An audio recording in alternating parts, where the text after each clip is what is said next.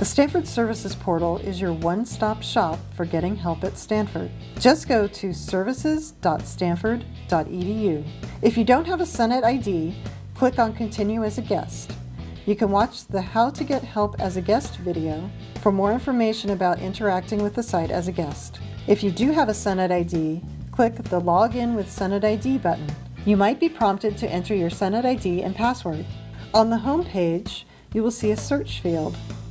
You can type a question or symptoms of a problem into this search field to look for answers to common questions and instructions for fixing known issues. If you need help with an IT-related issue, click the Information Technology button. Here you can submit a ticket if something is broken, browse knowledge articles for answers and solutions to common problems, or submit a request to IT to get help with a service.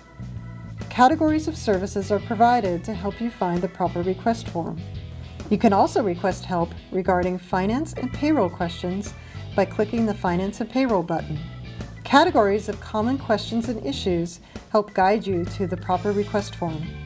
And finally, if you have a question or problem related to something other than IT or finance and payroll, you can click the Other Services and Support button. You can submit a Help SU request form for any other type of help that you need.